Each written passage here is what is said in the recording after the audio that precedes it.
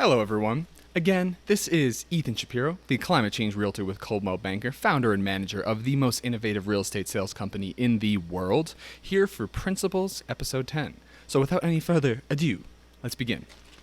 All right. So we left off at 2.4, which was design a plan. Now we are here for number 2.5, push through to completion. Does anyone have any issues with that? When you get started with something, are you going to stop? When you have a goal, are you going to fall short right before it? Or are you going to push through to completion? As long as you really believe in what you're doing and you've thought about it beforehand and you know this is truly what you want, you know it's in your best interest. Sometimes people go after women or cars or whatever it may be, and it's really not in their best interest. So in that case, it might be better to reflect and reconsider. But assuming the plan, so not like all the time it's good to push through to completion. Sometimes it's good to like stop, reflect, and really rethink what you're doing to make sure it's a good decision. But generally speaking, for success, if you set a goal, you should probably try to complete it, and then you can look back and think about why you had your follies as you got onto it. So yeah, let's go to letter A. Great planners who don't execute their plans go nowhere. So if I made a plan to sell $50 million and I didn't execute, I'm like, oh, I'll sell $50 million. I'll just do Zillow leads and I'll just figure it out. I don't have any sort of systematic plan to do it. This is my goal. I'm just going to get to it. Well, he's talking about execution here. If you don't execute, you go nowhere. If you have all these big dreams and ambitions, I'm very frustrated with myself that I've been talking about being very successful for many years now, maybe even before I was 16, but definitely once I was 16, I had these big visions and big goals, and I've been talking about them for a while, and it's very frustrating to be a young man and not able to really do what you want. In fact, I even think that I love my business school. I loved everything I learned. I love my college experience, but I think I would be further ahead. I know I'd be further ahead in my business goals if I had just gotten started working straight away. But yeah, I'm very frustrated in the sense that I'm all talk, but I look forward to looking back at this video in the future and being like, I can feel it. Like everything that I've thought about and all the work I'm putting in is beginning to surmount into this amazing entity that's just bigger than myself. This climate change realty brand, I'm going to build up and I'm going to have it keep going after I pass on from it and move on to the next thing. And I think it's really important, obviously, the climate. But execute your goals. Like, why not? Good work habits are vastly underrated. I never thought I had considered being one of those early rising guys who gets up really early and does all his stuff in the morning and is a total killer. But the idea of me having felt horrible when I've gotten up early in the past, I remember, let's throw it way back. I don't know if I'll ever reach someone from this, but I went to a camp called SoCapa where I would learn about, I learned how to become a filmmaker, and that really was a very powerful skill that has helped me my entire life. So not only did I go to Camp Poco McCready, I also went to SoCapa, where I made some amazing friends who we haven't stayed in contact much. We only knew each other for a year, but we had a lot of fun. And where was I going with this? Good. And I got really, really tired because I would stay up late and wake up early and work. And I got so much done. I learned so much, but I felt horrible the whole time. And then I would hang out with everyone and have a great time, but I felt awful. So sleep is really important for me. So, yeah, getting up early, being disciplined. The first thing I do, I get up, bang, take my pills, my hair regrowth pills, and I make my bed. I wash my face. So I get up in the morning, and I think to myself every day. I'm like, let's fucking go. Every day I do that, and it's carrying me through everything I'm doing. And the pills, the bed, the face, get down, answer emails, and then that momentum just keeps going. I wouldn't say I'm lucky that I'm taking pills in the morning, but it's like, bang, you've accomplished something. Bang, you've accomplished something. Bang, you've accomplished something. And good work habits is just what you do every single day. So getting up, getting to work, waking up early. I've gone from 6 a.m. to 5:30 to 5:25 to 5:15, and I went to bed at 8:45 last night. You think I'm a nerd? You think I'm missing out on life? I don't care. I'm having a freaking great time every single day. I wake up, I'm enjoying what I'm doing. I'm loving my life. And I could be a night person, I could be a morning person, whatever it may be. Whatever are your good habits to get you to success that if you do it, it'll get you successful. It doesn't mean starting at 5:15 or 4:30. Maybe I'm trying to work my way up to getting up at 4:30 like Ryan Serhant does. But these good habits, these things you do every single day are what will carry you to success. And I think it's just doing what you say you're going to do and giving yourself momentum. doing, like, everyone says, like, making your bed first thing in the morning is one of, like, the most powerful things you can do because it propels you forward to be successful for the rest of the day. I think that's totally fair. Establish clear metrics to make certain that you are following your plan. How many doors did I knock on this week? How many people did I talk to? How many people are dropping out of my program? How many people are staying into my program? How many appointments am I getting from talking to these people? It takes time because it's real estate. Like I said, people don't convert for 3 to 6 months. I had some amazing conversations this week. I picked up some new clients this week. Really, things are really starting to pick up for this climate change realty business. But I wouldn't know that unless I keep track of my metrics. That's going to involve monetary metrics. That's going to involve positivity metrics. How many people am I positively influencing each week? Are my skills getting better? As I mentioned in the vlog, my no interests are going down. It's the percentage of people who I talk to who are no interest is steadily decreasing because I'm following my scripts, following my dialogues that I made myself, by the way. I'm not doing Mike Ferry scripts. I'm not doing Kevin Ward scripts at the door. I'm showing my genuine personality using a script that I made. Howdy, sir. Like I used to say, hey, good afternoon, sir. But now I say howdy because it's very open-ended. It's very malleable. It's very Ethan. Howdy, man. How you going? It's like, I'd be like, hey, bro, like, what's going on? Like, sometimes I say that to people. But, establish clear metrics to make certain you are following your plan. If you don't track what your activity and then analyze, and I do this all the time, and now I have time blocked time for me to analyze my progress, and that's when the most important things happen.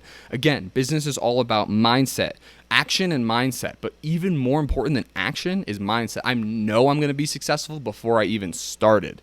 And that is so important. So you have to keep your mindset in check, and not only keep it, reach for 50 million, reach for 150 million, reach for 300 million, reach for $1 billion. Ryan Serhant sells $1 billion a year. He wakes up at 4:30. Maybe you could do it and wake up at 7. What's stopping you? Nothing's stopping you. You can do whatever you want. I'm going to say this for the rest of my life because I so believe it. We only have this amazing opportunity at your hands. If you're waking up and you're unhappy, you're doing something wrong. And now you can wake up and be stressed, but if like at the end of the day or at the end of the month you look back and I was miserable the entire month, there's some sort of mistake going on. That's just an opinion, honestly. That's not a principle for success. Establish clear metrics to make certain that you're following your plan. All right, let's see how much longer. We got 2.6 coming up. Let's do it. 2.6. Remember that weaknesses don't matter if you find solutions. So Ray talks a lot about using other people to build you up. So when you're climbing this really tall mountain, you have very high ambitions. You're going to need, you have someone, if you're not good with technology, you have a technology person. And in the video, you're climbing the mountain of success, and then you reach this really high thing, and then someone's up there, and they pull you up. So weaknesses don't matter if you find solutions. Here's something underneath that. Have humility so you can get what you want from others. Right. So it's this idea that if you're not good at something, you're going to need help. I'm working on being highly specialized in real estate, which means that I just reached out to my buddy Noah Shields this week to talk about markets because I do enjoy markets. I do like learning about markets. I know more than most people about markets, but I'm not an expert like Ryan Johnson, who I also spoke to this week, is on markets, or Noah Shields is on markets. So if I want to build my wealth through markets as well, I'm going to have to take advice from him. And like I said, Noah Shields sent me my favorite book of all time, Margin of Safety. Still to this day, even as a realtor, Margin of Safety is my favorite book because it showed me that success can be guaranteed, but it might take grit. So weaknesses don't matter if they find solutions. I don't agree with that, actually. Change it up a bit. Weaknesses do matter, and you do find solutions to them. But it matters. It shows you where to go, and I think Ray would be fine with my interpretation of that. But underneath that, we have letter A. Look at the patterns of your mistakes and identify at which step in the 5-step process you typically fail. Get input from others. So, are you bad with glutton? Are you bad with laziness? What's your, whatever, I'm talking about like 7 deadly sins or whatever you may have it. But if you are constantly failing to achieve what you want, which part of this 5-step process? Let's go back to the 5-step process. Again, sorry, I'm flipping through papers here, but this is what makes sense to do. It was have clear goals, identify and don't tolerate the problems that stand in the way of you achieving your goals, accurately diagnose the problems to get at their root causes, design plans that will get you around them, and then do what's necessary to push these designs through results. So you might be a very smart person. You might be able to visualize everything, understand what your problems are, but then you don't have the strength to do what's necessary. Then you might need an accountability coach. Maybe you're not a vision person. So step one, you don't have goals. You just live in life. You don't know how to have goals. Everything's crazy. It's a crazy universe. We're spinning around the sun, all that stuff. I mean, he wants you to identify what part in the 5-step process you're having an issue and get help from someone, because there are people out there who can help you. There's coaches, there's mentors, there's YouTube videos, there's books. Read Principles by Ray Dalio. Read Start With Why. Read the Millionaire Real Estate Agent books equivalent of whatever in your industry. Look at the patterns of your mistakes and identify at which step in the 5-step process you typically fail. Let's talk about me. I know we're getting up there, but these videos are long now. I don't care. So for me, let's say have clear goals. I'm pretty good with that. Don't identify problems that stand in your way. I'm pretty good with that. Accurately diagnose problems and get at their root causes. I'm decent at that.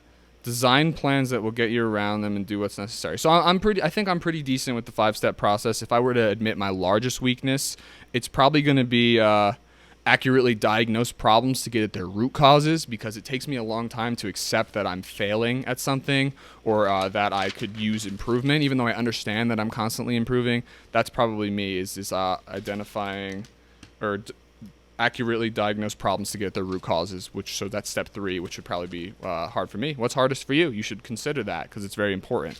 Last letter for today.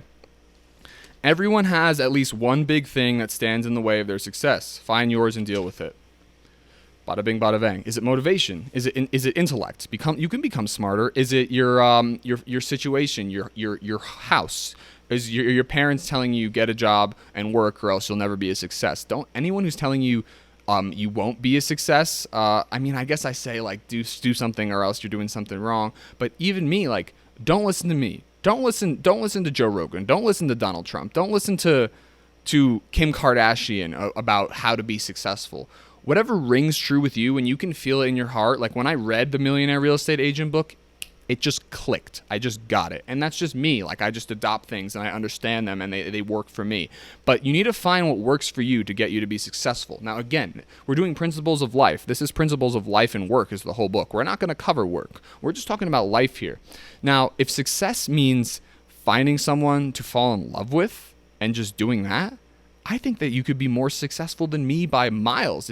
If my best friend Kevin Barrows has been dating the same girl since 8th grade, and I know some people don't approve of this young relationship that they got into, but if they're truly happy, truly satisfied, they enjoy their lives, they enjoy their day, they enjoy each other's company, how can you quantify that and tell them that they're doing something wrong? How can you truly quantify success for someone else? Whatever this 5-step process, what are your goals? If your goals is to find someone and enjoy your life, and that's what happens, there's going to be pain, there's going to be strife, there's going to be struggles. People get into arguments. That happens. But who are you to tell other people what it means to be successful? I think being successful for me is feeling satisfied in what I'm doing every day and understanding that I'm building something great, whether it's for me or for charity or for something else. I like to build things. I like to create amazing experiences for people. I was really big on parties when I was young, and then being responsible for everyone else's happiness. That's what I liked. So we're gonna go live on Instagram here now in a second. I hope you've all enjoyed Principles episode 10. We're gonna keep the Principles series going. We're gonna get started with how to win friends and influence people. It's been a pleasure speaking with you. As always, Ethan Shapiro, Climate Change Realtor. Hope you enjoy the rest of your day. Stay positive, stay happy, stay frosty. 2012.